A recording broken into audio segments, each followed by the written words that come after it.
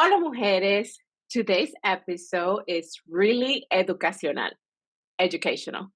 because we're going to talk about the importance of emotional intelligence in our daily lives, personally, but most importantly, professionally. Because we know that if we don't know how to handle ourselves when we encounter challenges at work, we will have a hard time adapting to our work environment. And to do this, we have my badass sister, Loanna Abreu, who will lead us to this, through this conversation. Um, but first, let me tell you what emotional intelligence is. And the internet, so Dr. Google, Senor Google, defines emotional intelligence as the ability to understand and manage your emotions, as well as recognizing and influencing the emotions of those around you. So, if you ask me, this is a very important skill to have. With that, I would love to welcome my sister, Loanna, back to our podcast. She is a therapist. And as you know, or if you're a new listener, she has been in our podcast before. So if you have not heard about my sister as a therapist, you can go back to other episodes that we've had with her before, where we talk about mental health related topics, essentially. So, Loa, thanks for being with us today for this educational session. Thank you so much for having me. Like my sister said, my name is Loanna Abreu. I'm just going to briefly introduce myself for the listeners that have not heard about me. I am a bilingual psychotherapist. The clientele that I focus on is on BIPOC, Latinx, women, men, LGBTQ plus individuals, adults. I used to see children, but now I'm fully telehealth, meaning I only do sessions via Zoom or via video camera. So that's very hard to do with children. But now I focus with adults. My job is helping people navigate life, guide them through whatever they're going through.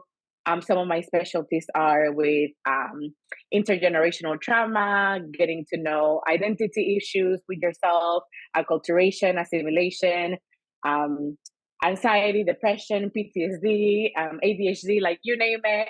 I'm out here trying to help my people. Like I said, I love helping BIPOC, Latina, Hispanic individuals. Some of my clients that I see are fully Spanish speakers, bilingual, Spanglish, you name it, I do it.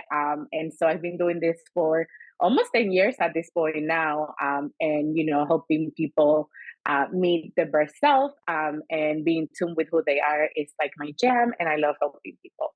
And thank you so much for having me here and talking about emotional intelligence today.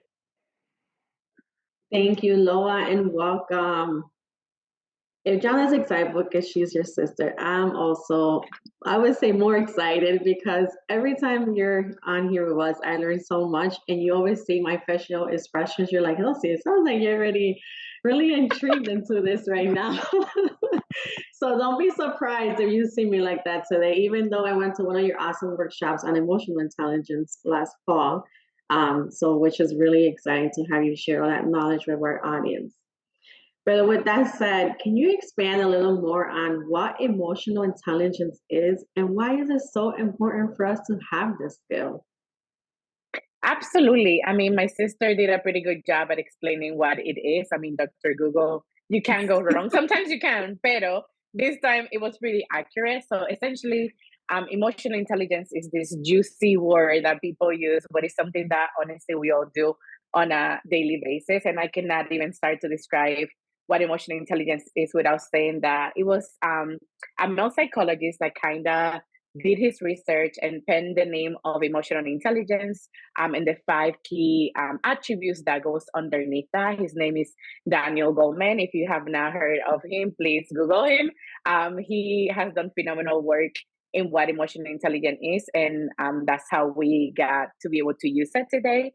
But essentially, like Jana said, is the ability to manage both your own emotions, but also understand the emotions of other individuals around you.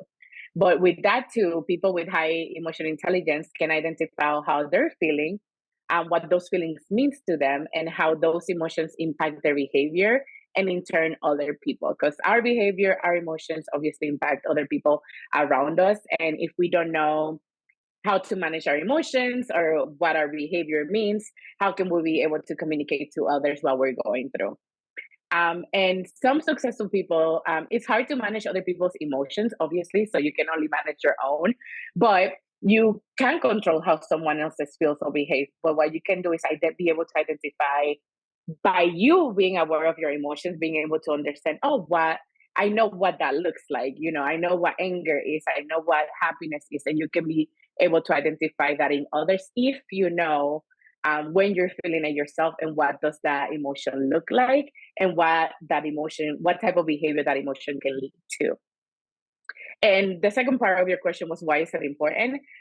Emotional intelligence is important because if you think about book smarts or like IQ, which is in intelligence quotient, if you think about that, de qué te sirve ser súper inteligente if you don't know how to interact with people?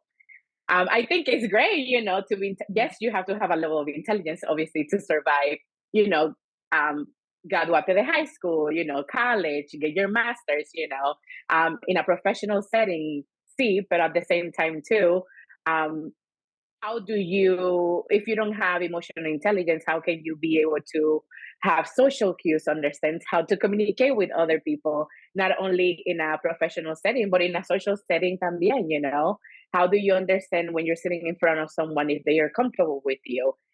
Their body language tells you a lot. And part of emotional intelligence is not just being in tune with your emotions, but entender when someone might feel threatened or when someone might feel intimidated by you, not only by what they're saying, but also body language. So again, I think people think of, oh, someone can be very successful if they have textbook smart, pero no solamente eso, especially nowadays in the world that we live in.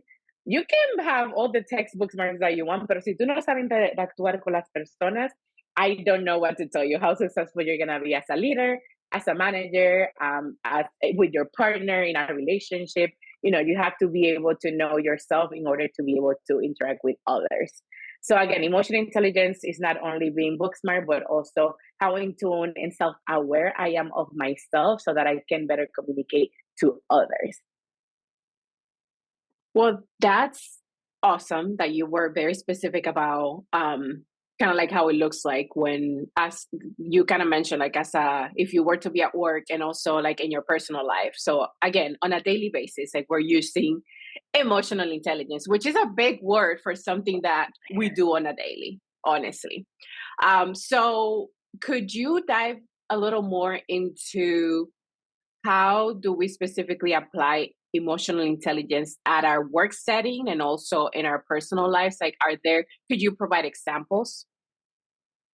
100%. So, in order to even get there, we need to break down so we describe what emotional intelligence is, which is essentially you knowing your own emotions, but also being able to understand other people's emotions. Pero aside from that, underneath emotional intelligence, and this is where it gets juicy, is understanding the 5 key tenets, elements, attributes that encompasses emotional intelligence. The very first one being empathy.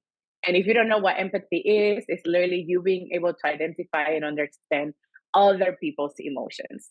So that's the foundation of emotional intelligence. If you don't have empathy, I don't know what to tell you. You're about to struggle real hard in being able to relate to other people. And I mean, some people do legitimately, like they just don't know how to work that empathy muscle. I like to think about empathy as a muscle that you exercise every single day. And I'll talk about how you can get better at some of these key elements because, you might be good at one, but you might be lacking in another one. Or you might be good at 4 of them, but one of them you're just like, I never even thought about that. On a daily basis. So empathy is the very first one and essentially the foundation of what emotional intelligence is. Pero también self-awareness. And what self-awareness means is the ability to recognize your own emotions, strengths, and limitations, and their impact on other people around you. So again, in order, especially when it comes to leadership roles, if you don't know what you're good at, if you don't know your weaknesses, how can you lead a team when you're not self-aware of your own limitations as it regards to your direct reports and how to communicate that to them? or how to better yourself in the spaces where you're lacking. So self-awareness is super important. One of the biggest part of emotional intelligence too, because again, si tú no sabes lo que tú haces bien, lo que tú haces mal, how can you interact with others and know that about you and how you show up and how you're being perceived by others? Another one is self-regulation, and I mean, that's pretty self-explanatory in what the word is saying. What essentially is allows you to wisely manage your emotions and impulses. This is something that people think they're good at, but it's so hard to do, especially in situations when you're being triggered, when you don't agree with the other person perspective. And think about it, I think we are by nature, humans are impulsive. We like just to do, we don't think and stop before we um, react to something that was said, that was done to us. So self regulation, I think, is one of those things that people think like, oh yeah, I do that, but you don't. If you really dig deeper into that. And social skills, basically, it's like, how do I interact with others? How effective am I at managing relationships that benefit everyone involved, not just you? Especially when you think in leadership spaces, when you think of social skill, you think about, oh, how do I interact with others? But no, it's like how managing the relationship that I manage impacts everyone around me and not just myself. And the last one is motivation. Pretty self-explanatory. Like what motivates you on a daily basis is highly tied to emotional intelligence because that's what drives you. If you think about it, it is motivation that drives you every single day. And when I think of motivation, I think about why do you wake up every day, especially for work. If you're having like a bad year or you have a team where there's some friction and some issues, it might be a little hard to get up to go to work every single day. So I'm thinking about what exactly motivates you about your role that you're doing, and even in your personal life. A lot of people say my children are my motivation, but if you don't have children, what else motivates you? There's so many things that leads to our behavior, our motivators, and why we do the things that we do, especially when it relates to not necessarily like motivation for some people is tied to money or status. But if you tie motivation to money and status, el dinero no lo es todo. So what happens if you get your six-figure job? Then ¿qué más te va a motivar if you already got to that goal? So when we think about motivation, it's not just monetary gain or status, but thinking about like your purpose. Why do I wake up every single day? So essentially, in order for you to be successful in your personal and work life, is thinking about all these 5 tenets. How do I show up with my empathy at work, at home, with my friends, with my family? Self-awareness. How self-in tune am I? Do I know that about myself? Do I know my strengths? Do I know my weaknesses? Self-regulation. Do I do a good job or a moderate job? Or do I know that I tend to act very reactively and impulsive every day, especially in work settings or at home too? I mean, think about it. Your partner might piss you off on a daily basis, and it's like, how do I react to those situations? Especially, and this is something important that I wanna point out. Big example I'm gonna give is me. So in therapy, my biggest emotional intelligence tenet that I use is empathy. Seeing empathy, I could not help my clients. But think about it. If I'm seeing clients back to back to back to back and being empathetic at every single session, by the time my day is over, you think I'm going to have empathy for my husband? No. Have the bandwidth to deal with his BS sometimes?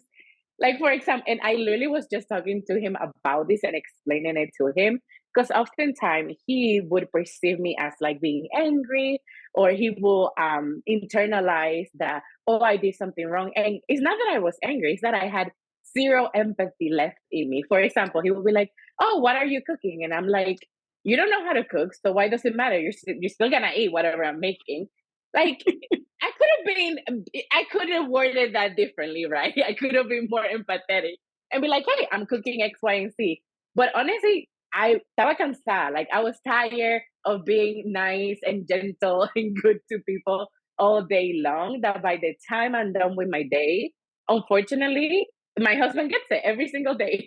Or some days, not always, but think about it. That's why I say empathy. It is a muscle. It's something that when you overuse it every single day, and not just empathy, all these tenants, if you overuse it every single day at work, especially as a leader, if you are a manager, if you're a VP, whatever you do, people depend on you. And even when you don't feel your best, you still have to, poner tu cara bonita and be nice when that's not how you feel. And then you get home y tu familia, tus hijos te están driving crazy. Do you think you're gonna have the empathy in you to like, ay, déjame sentarme, déjame tener paciencia, déjame deal with my kids, let me figure out what to cook. When, more than likely you're gonna be stressed. You're gonna be like, oi, I am done. I'm empty out. So all these little things, that's why I say that, you might do excellent at work because you have to, pero by the time you get into other aspects of your life, those 5 things might be empty. So that's why I really want you guys to think about all these 5 things as a balance. Like, when do I know que ya hoy soy empty? Like, now I do a better job at communicating to my husband, like, hey, tengo 0 empathy for anything today. So you're going to get anything from me that you get is going to be raw. And like, alguna vez él me dice, like, damn, like, aren't you supposed to be at therapy and be nice and gentle? And I'm like, bro, nice and gentle is gone today. You're gonna get what you're gonna get. And I give him a heads up so that he knows, like, okay, let me not take it personal. Ella está cansada. She doesn't have it in her, So communication of your needs is key. That's why self-awareness is important for you to communicate how is my cup filled or empty in this aspect of my life. That was a long answer to a very short question.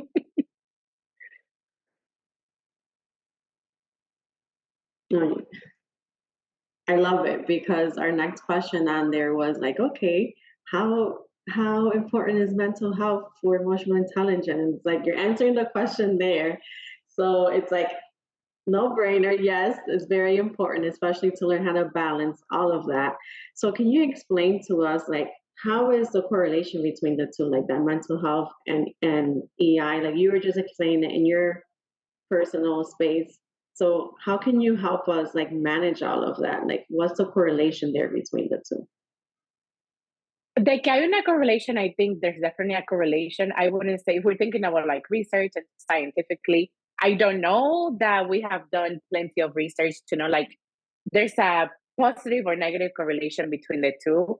However, I do, and not only just with mental health, I think emotional intelligence shows up like in your performance at school or at work. How am I performing when it comes to all these standards or tenets, the 5 tenets that I just mentioned? And physically too, lo de la mente se vuelve físico, lo físico se vuelve mental también.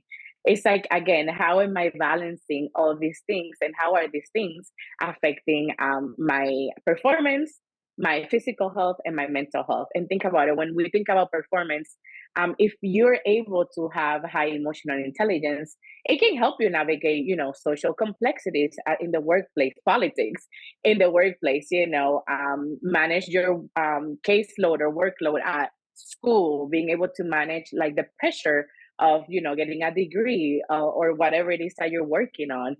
When you think about your physical health, stress is very tied into your physical, and then stress is also tied into your mental. If you're not managing and checking in with your stress, more than likely your body's going to feel it. And then if your body is feeling it, your mind is going to feel it too. So honestly, it's not just mental health related, but also it impacts your physical health, your performance in whatever way, shape, or form you're performing on a daily life. Your relationships, again, like I mentioned, it's just bound to happen that in your roles as a wife, as a mom, as a daughter, as a friend, whatever your bandwidth is, like how is my bandwidth in all these other tenants? And again, I think when people think about emotional intelligence, they only think about it on how in tune I'm with my emotions and other people. Pero no, like underneath that, there's all these other aspects of your life that you really have to think about and how it's showing up, physically, mentally, emotionally, in your relationships, in your daily life. And socially too, I think sometimes too, there might be days where you're just tired. You don't have the self-awareness that you have within a group circle or the self-regulation. Cuando viene una amiga tuya and she's ready to bitch about her husband, and you're just like, I know. Oh, like, girl, no. Like, I'm sorry. Today, I'm not ready to listen to you. Y todo lo que, and it's the same thing. You have friends que they complain about the same thing every single time. And there's times where you're just like, today, I'm not going to be the best. Right. Not today. Yes. it's about self-regulation. How can I regulate my work day or whatever stresses that I have so that I can show up for that person? Or how do I communicate that? Like, hey, I just don't have it in me today. Can we do a rain check? And again, communicating your needs, being self-aware, regulating so that way you're not impulsive. Or even when you think about friendships, right? Like, have you ever been in a relationship with a friend where they do something and they trigger you, and you're just like, hay algo de esa gente que no me cayó bien, or like algo didn't sit well in my spirit, but you don't sit with it. Just like, okay, Mhm. whatever, you push it on. And then fast forward 5 years and you're like, hey, Dana, ¿y tú y Rosy? Oh, ya yo no hablo con Rosy. I'm like, what do you mean? She's like, I don't know how we got there, but you do. It was that one day, remember, that she pissed you off or whatever she did to you. You didn't sit with that emotion. You didn't figure it out. You kept it pushing, and slowly but surely, the relationship kind of just when it ran its course without you addressing why she made you feel the way that she made you feel, or vice versa, because it's also on the other relationship for them to be like, hey, I noticed that we have been distant or whatever. Again, back to communication and also understanding your own emotions and being able to sit with them so that way you can communicate them and you can problem solve to addressing the issue and having a healthier relationship. I always think about things like that, because how many relationships can you think about like, damn, yeah, yo no sé por qué dejamos de hablar, and it just fizzle. Again, Mhm. it goes back to all these things that you wouldn't think have anything to do with emotional intelligence. That's a mind blown. I'm like, well, that makes sense because I mean, in full transparency, like I've been in those type of relationships where like I have friends that I have not talked to in a long time, and it's probably because at some point in my life I was already emotionally exhausted of whatever the situation was, and I decided that I no longer wanted to be in that, in that, I guess, like in that situation anymore. If it wasn't going to help me, um, I guess, like in a positive way, essentially. So if si Mm-hmm. no me agrega, then what's the point, right? Like, mejor lo quito, Period. essentially. So to your point though about all these things that you mentioned and the five tenants and how you have to manage all of those on a daily basis, what happens? So again, it sounds like emotional intelligence is just part of who it's engraved into us as human beings, and we can't get away of like not having that. Like we don't have the luxury to not be good at it, right? Because if you're not good at it, then like your life is pretty much going to suck and you're gonna make everyone else miserable. I mean, it kind of sounds like it because if you don't manage your own emotions, then you're gonna be emotionally drained, and you're not gonna know how to help other people around you, essentially.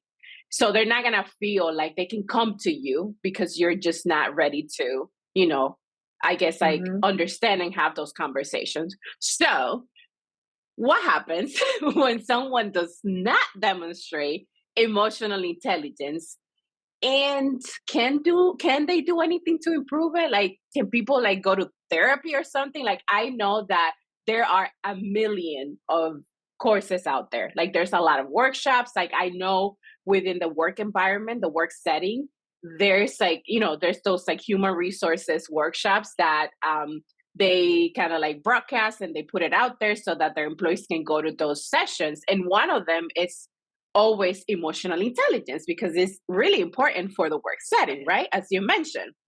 So even with those sessions and workshops, like if that doesn't work, that doesn't work for people, and they're still not emotionally intelligent. What can they do just to get better at it, essentially? I mean, to your point, I mean, tú fuiste un poquito drástica, pero like, I think it's embedded, like you said, I think that to a certain extent, it is embedded in us. And even if you don't think you have it, you do. You might not just be excelling at it, pero de que está ahí, está ahí. And there lays the problem. It's being self aware and understanding what's underneath emotional intelligence, like these 5 tenets, and how can I assess them in all these aspects of my life. Porque para tú poder solucionar un problema, you need to know what the problem is. But to your point, when what happens when someone does not demonstrate emotional intelligence, I think is you're gonna struggle. And I think generally you kind of know that. Like, think about people that come to therapy.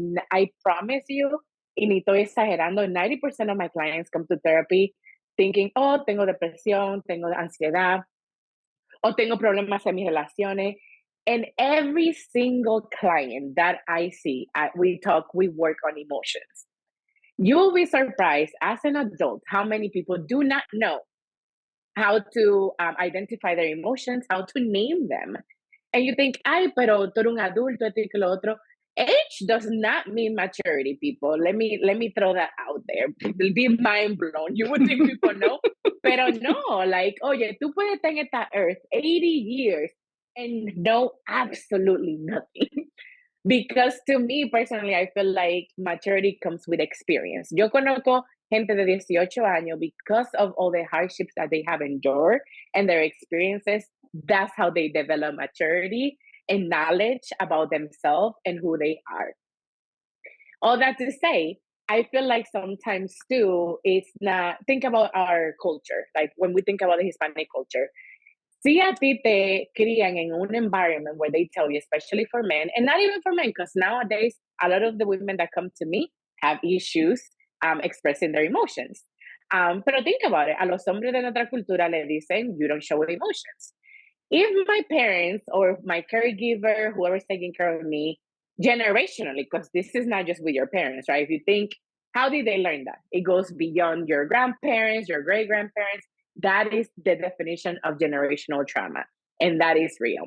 But think about it. If si a mí me dicen, you don't show emotion, you don't show emotion, you don't show emotion, am I gonna know when I'm having an emotion? Am I gonna be able to understand what emotions are, what to call them, when am I feeling them? So if you think about it, if I haven't not been given the foundation, there's a lot of people que no tienen emotional intelligence, not because they don't know, sino porque no le dieron the verbiage, no le dieron la educación. It wasn't something that was instilled in them as they were growing up.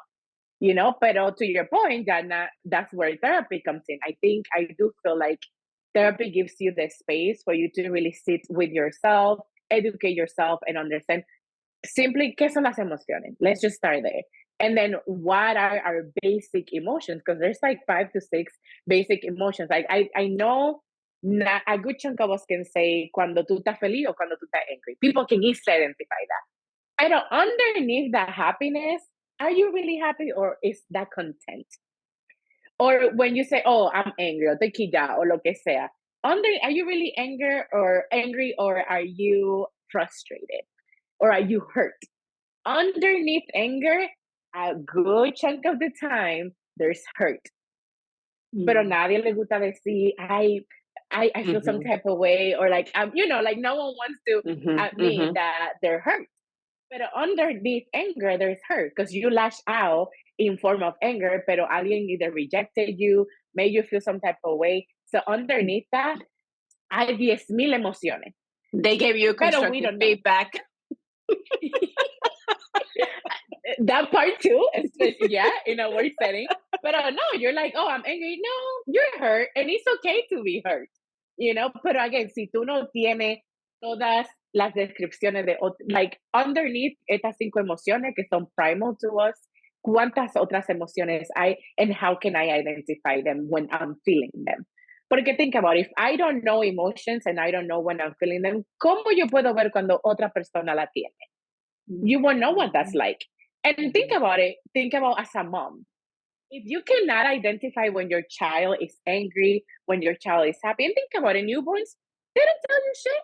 Like they just the pitch of the cry is what tells you what is it that they're feeling.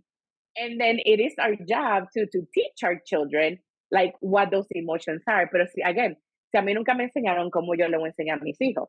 And then that tracks down until you become an adult. And then you're sitting in therapy and you're like, I don't know what you're talking about.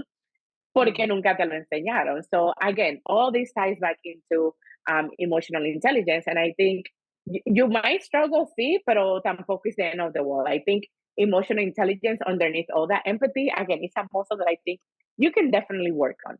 Social skills, you can definitely practice social skills. Because I mean, si tú no, I don't know anybody que no interactúe con otro humano. Even people in prison, they have to interact with other inmates, you know? And when you think about being isolated, unless you're like in isolation, then yes, that's the only thing that is going to be hard for you to do. But I think all of us have, in some way, shape, or form, you can practice all of these things. Self-awareness, you know. If you don't know about you, you best believe people around you will tell you about yourself. So pregúntale, there's a lot of exercises that I do with my clients about self-awareness. Like I usually, when I have clients struggling with their identity, I ask them, like, ask the people around you, your partner, your family, a friend, in three different aspects of your life to describe you in three words. And you'll be surprised the amount of time that when they come back to me and they tell me what people said about them, they're shook. They're like, yo no sabía, I couldn't, yo no creo que yo soy esto y esto y esto y esto, for good or for bad. You know, so like even when you feel like you don't know you, the people around you will, and they will tell you if you ask them, right? And some people, even if you don't ask them, they will tell you about yourself. Yeah. So again, I think, you know, not only seeing it as criticism, porque it might not be criticism. And even in criticism, there's a space for learning, you know, whether you like it or not, or whether you like or don't like the feedback, they're telling you something because you are being perceived or you're projecting something, giving something that you might not be self-aware. Hay mucha gente que are like, ay, pero I'm friendly, I'm open, and you're like, girl, have you seen your face in those meetings? Mm-hmm. Girl, I'm guilty of that. I'm not gonna lie. you know, I am guilty of that. where you need to, si tú sabes cómo tú eres, you know, now you need to like, okay, ya yo sé que mi cara might be giving other vibes. So si mi camera is on and I'm in a meeting, then like, you know, work on it.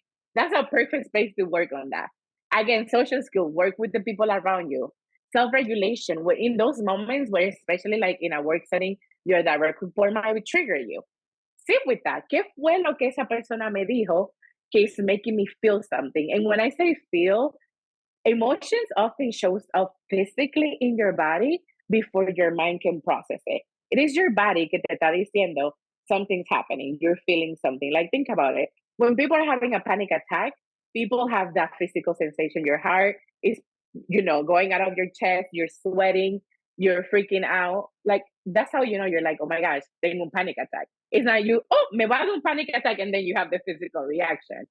So it's very important for you to also be in tune with your body. Like, ¿qué me está pasando en el momento when that person is talking to me? And why am I having that reaction? Obviously, there's a place and time, porque si tú tengo un one-on-one and your direct report is making you feel some type of way, obviously, I don't expect you to be like, espérate, déjame sentarme con lo que yo estoy.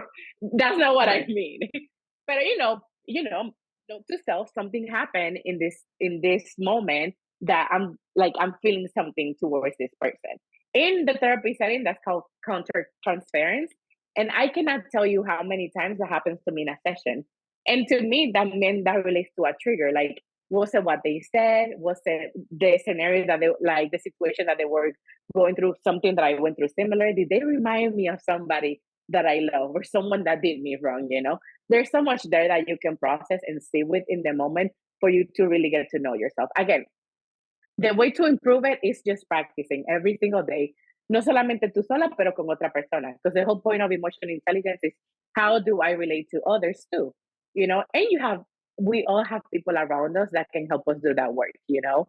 And transparency también. No one expects you to be an expert. No one expects you to be perfect tampoco. And again, it goes to being self-aware. What am I not good at? Especially as a leader. Like you can be a good leader, but also tú vas a tener cosas que you know you're not good at and that you need to get better at. And it's being self-aware of those things that like, you know what, yo sé que eso es algo que necesito trabajar. What am I going to do to work on those things? And again, on top of that too, it's like, yeah, in a work setting, I can have all these things packed, like great, good, pero then en la casa, con mi hermana, con mi primo, con mi tío, they're like, they don't perceive me the same. Because I'm sure how people see you at work, Jana, and how I see you in my daily life, bien different. And that's okay, you know? It's true. And I mean, think about it, especially as women of color, we're not going to show up. Most of us don't show up as our most authentic self because we don't feel safe, whatever, all these other issues, biases that come with that. In which every which setting, you're is going to show up. which is our next question to you. Perfect. Lay it on me. Yes. Well, it came to mind more when you was like, oh, speaking of culturas, people of color or Hispanics are like, don't show emotions. Um, and as I listen to you, I'm like, oh my gosh, like it's even helping you understand why some people are a certain type of way. It's like, it's like, oh, they say that they're happy, but are they really? Like once you said like there's something beneath that, I'm like, okay. I thought I was good at identifying people's emotions because I am naturally empathetic, pero I'm like, okay, that's another layer I could go into. Um, but anyways, when we're thinking of women specifically, do you think it's important? I would say, do you think emotional intelligence is more important for women of color to demonstrate than any other race? Like you touched on it a little bit earlier. And if so, are there more biases for us that need to be considered in that aspect if we don't manage it well? Um, yes and no. And I'm going to start with a no. So Okay. I don't think it's emotional intelligence to me. It's not a race thing per se. I think it's an individual thing. And I think emotional intelligence is very important, a very important competency to have as an individual, regardless of your race, your ethnicity, your gender, your background, whatever you are. I don't think that's the point. I think it's being able to manage or have a level of emotional intelligence that can help you navigate life, helps you understand yourself, and have healthy relationships. Having healthy relationships is so important and can make your life and your mental health so much easier. So again, I think it's a personal journey, an individual thing that you need to work on and master. Not necessarily it's because I'm X, Y, and Z. It's gonna be harder for me. I think it's hard for all of us. Like again, there's gonna be days que tú tienes pila de empathy, and there's gonna be days where zero empathy. And that might be something that you need on your daily basis. Pero I do feel like so there is this phenomenal article that Forbes did, they published, and it's called How Women of Color Can Leverage Emotional Intelligence to Level Up as Leaders. I highly recommend for anyone to read it, but especially women of color, because they kind of break down, the what emotional intelligence is and how, as a woman of color, you can improve in all those ways in a professional setting. But in the article, they said, according to Catalyst, 1 in 5 Americans is a woman of color. And in the United States, by 2060, women of color will be the majority of all women. Let that sink in. Because think about those numbers in a work setting. And when we think about leadership, and the struggles of women, especially women of color, but women too, and I think as women we all struggle, but then when you go into like The layer a woman of of color, all your identities, ahí es como que se complican más las cosas y se nos hace más difícil. I'm not gonna sit here con hipócrita y decirte, oh no, this is not gonna apply. No, yes, all these things is gonna apply to us because ya estamos, by being a woman, we're already at a deficit. By being a woman of color, más deficit. By being a young woman of color, otro deficit, And you keep naming it. If you have a disability, if you have an accent, if you're confident, pero aka you're bossy, That's what I was gonna say. The angry Latina because you or just like we said earlier, like because people can whoever thinks that they can sense your emotion or because you are portraying or that like your face is a certain way, they already think like, oh, she's angry. She's sitting there, but she's angry. So they're making an assumption. Yes, exactly. So how does that? Because I think that's hard for women of color, especially, and I mean, I'm gonna say like African American women, and also Latinas because we're always that's the title that we get that she's always angry, this is or because we're very passionate about something that comes off as like, oh, she's being super bossy and all these things. So how does that not correlate to us having to have even more emotional intelligence. Yes. And not only like, so I feel like oftentimes Black women are labeled as the angry Black woman when they're not even angry. They're trying to stand up for themselves, trying to look for And equity, advocate, right? right? For, Advocate for themselves. absolutely. Pero si lo hace una blanquita, are they gonna be called the angry white woman? ¿Cuándo te he No, escuchado eso? nunca. Pero and let's not get lost in the sauce. But when it comes to Latina, something that I usually hear is the emotional Latina, or she's emotional. Whether you're passionate or emotional, whether you're confident, everything is an emotion, you know? Porque, you know, Latinas, we're known for our tenacity, for our feistiness, you know? I don't even like to use that word, but I've taken it in, right? When no, like just because I know what I want doesn't make me emotional, doesn't make me feisty, porque si un hombre blanco viene con su confidencia, you know, that's confident, pero vengo yo and I'm bossy, you know? So again, all these biases that show up. So in relation to emotional intelligence, I think it gives you having higher emotional intelligence than your peers in a work setting as a woman of color. It gives you an right? Like it gives you what's the word that I'm looking for? An advantage over your other peers if you're able to have high emotional intelligence and if you're able to know yourself in those settings. Because by knowing yourself, it makes you a better leader. And not only that, but also makes you show them in what other ways. Yeah, tú me puedes decir que yo soy toda esta cosa, but I'm about to show you what other things I can also do based on my emotional intelligence. And think about it. When we think about leadership positions, we think about, okay, white, heterosexual, cisgender males. Y vamos honesto, like lately, I've seen a lot of women of color in leadership roles. Pero we think that, oh, getting there is hard. Let me tell you something. It's not getting there. Once you get there, ahí es que comienza el trabajo, the struggle to have to prove yourself. And after trying to prove yourself, imposter syndrome shows up. Porque así que no pasa. And then you're trying to fight yourself.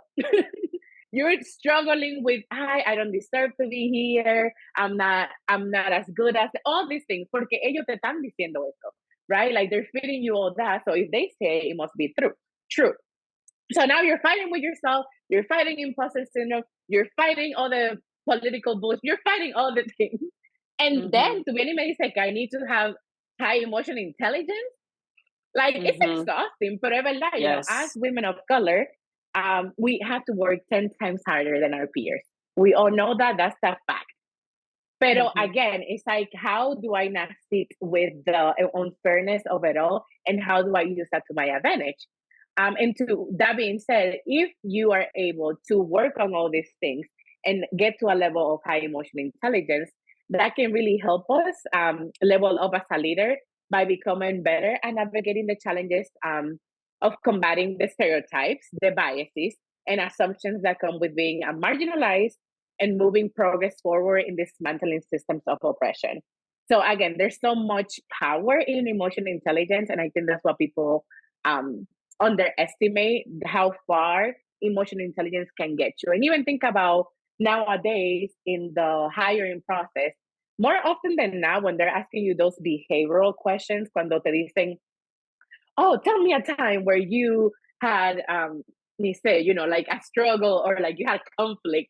They don't want to know the outcome. They're trying to look for how did you handle that in that situation, and handling that situation equates to, do they have emotional intelligence? Can they survive in our work culture? Are they gonna be a good team leader? Them knowing in the back end whatever team dynamics they're already having on, are you gonna be a good match and a good leader for this team based on your emotional intelligence? If you don't show that in your behavioral questions, tú crees que you're gonna get hired? And again, people think, oh, it's my degree, it's my experience. To a certain extent, sí, pero si tú no puedes enseñar emotional intelligence in other levels, you're gonna struggle. And again, as a woman of color, I think that's an advantage that we can have over our peers, because let's face it, we have all these other things against us. Si nosotras queremos, right? Like it's already there based on my skin color, based on my accent, based on how I look, based on my age, you know, all these other assumptions, based on being a mom. People discriminate too because you have kids, you know? So it's all these other things, but it's showing them, okay, ya toda esta cosa, you you have already primed me with all these biases, but let me show you in how good I am in all these other aspects of my life. So again, I think everyone needs emotional intelligence. Is not necessarily race based, pero being a woman of color and having high emotional intelligence gives you an advantage if you know how to use it. Got it. So this is an amazing conversation, super educational, as I had already said in the beginning of the episode. And we could talk for hours, Ever. right? But we want to make sure that our listeners are getting kind of like the big, the importance, I guess, like the big areas of like why is it that you have to be emotionally intelligent, right, on your daily life, but also at work. So before I let Rosie close out the episode with her call to actions as usual. Is there anything you want to let the listeners know, especially like our Latina listeners, about this topic, or just like any advice you want to share? That would be great, just so that like we all know what to do next. And this is not advice, this is fact. So I think in order for you to start, that good start for you, if you're like listening to all the things that I'm saying, and you're like, yeah, no, this is not ringing a bell. I really need to, work on it. Get to know yourself. Si tú no sabes quién tú eres, even outside of emotional intelligence, you're gonna go through life struggling. I think part of life purpose is you getting to know you in all these different tenets of your life. So get to know yourself. And what I mean by that, get to know your emotions, work on your emotions. Emotions are so crucial, not just for yourself, but for the people around you, for the children that you will bear someday, to pass that on, that healthiness on. Know your strengths, know what you're good at, know what you're not good at, know your weaknesses también. Your triggers, I cannot emphasize. If you don't know your triggers, how can you work on them? So when you're in a trigger moment, embrace it. Figure it out. Sit with it. Why is it that this emotion, this feeling, this behavior is happening right now? And get to know yourself in that way. Your stress cues. Know how do you know that you're stressed? Is it physically? Sale en tu espalda, en tu cuerpo? Are you passive aggressive when you're stressed? How is that gonna help you? That's being impulsive ahí también. Your behavior, your reactions, how do you show up with people that, if you're having a conversation and someone doesn't agree with you, your beliefs and your values, how do you cope with that? How do you do in those moments? I think back to Rosie mentioned empathy, you can really test your empathy when someone comes to you complaining about something. And I'm sure all of us can relate to this. Alguien viene, se queja de algo, and you're just like, why are they tripping? Like, esto es algo tan chiquito. Pero remember, what's small for you can be something big for somebody else, and vice versa. What's something big to you can be small to them. And the moment you already start questioning somebody with, like, why are they X, Y, you're not being empathetic. So stop it and listen. Like, sit there. Just because you don't agree, you can sit with your disagreement, but you don't have to say it. People also think you can think what you want, pero no lo diga. It will save yourself so much issues. Mm-hmm. But just sit with the person in the moment and think about having empathy, is just sitting in that moment and figuring out, why is this so big for them in your head? No que se lo diga en su cara. Why might this be a big issue for them? What's behind it? Is there an emotion? Is there a behavior? Is it something traumatic, So instead of judging, going into judgment, like, sit and listen. And just along with that, exercise that empathy muscle. I cannot tell you. And one good way for you to exercise empathy is listening, active listening. And I think I touched base on this on my workshop. Sometimes the way that humans organically like to connect with others is by telling them, the person, like, let's say tú me estás diciendo, I went through X, Y, and Z, and then I'm going to be like, I went through that too. But it's like, si esa persona está sharing something contigo, why are you making it about you? Let them have their moment. Let them tell you what they're going through. I know you want to, like, but I just want them to know that I know what they're going through. You can let them know that you know what they're going through by listening and giving them the space and validating their experience. Porque si tú estás ahí sharing your own experience, again, comenzó con ellos, how are you making about you? And by you talking about yourself, how are you validating their emotions, their experience, and listening? So the biggest thing with empathy is being able to active listen sin tú hablar. my challenge to you all is to, how can I actively listen to somebody every single day? At least once a day, una conversación. Again, active listening is you not saying anything. Y no te estoy diciendo que nada más te sientes ahí como una estatua and don't interact. Obviously, that's not what I mean. Pero don't make it about you. I think we have a tendency, unconsciously and consciously, some people son narcisistas y les gusta esa cosa, pero more than likely, a lot of us just want to feel connected and for the person to know, hey, I hear you, I've been there too. But again, you can say that by listening también. Or let them finish and be like, let me share my story with you. También. This is what I went through, but not interrupting, not making it about you and not validating their experiences. I love that. Love you gave us the call to action already. But I will add to that. I already had it written down. They get all of us after listening to this episode and writing down our notes. Like I want you guys to go back and think about like these are the 5 things we're gonna start focusing on, which are self-awareness, empathy, self-reflection, social skills, and motivation. Like I love the way that Loa spelled it out for all of us and gave us examples on how to really get to know ourselves in that way. And you said a good start is getting to know ourselves.